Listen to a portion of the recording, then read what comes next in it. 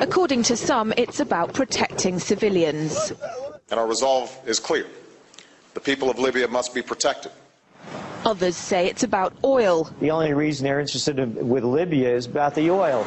You'd think we'd be in Iraq if the major export there was broccoli.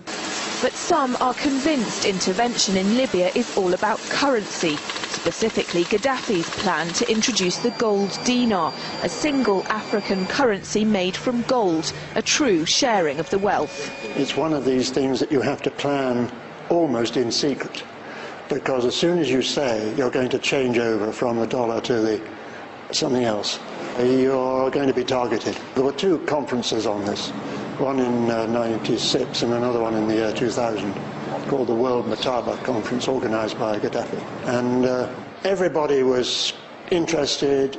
I think most countries in Africa were keen. Gaddafi didn't give up.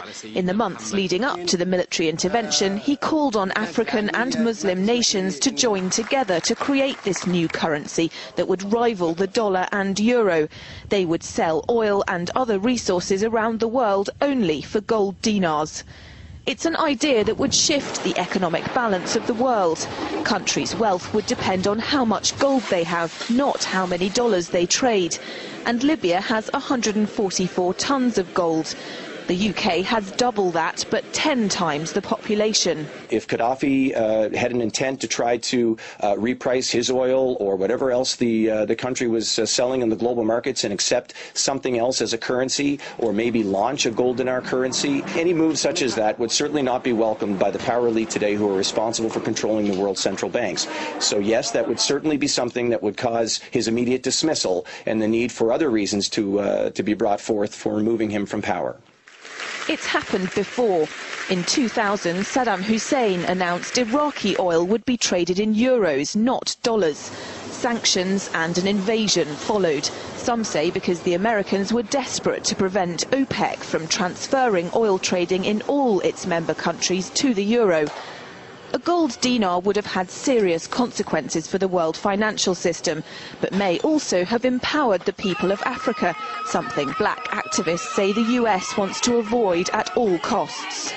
The United States should welcome the self-determination of Africans. They certainly have denied self-determination to Africans inside the United States, so we're not surprised by anything that the United States would do to hinder self-determination of Africans on the continent.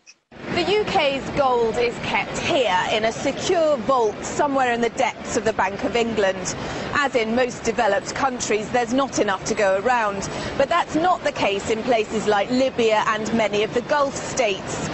A gold dinar would have given oil-rich African and Middle Eastern countries the power to turn around to their energy-hungry customers and say, sorry, the price has gone up and we want gold.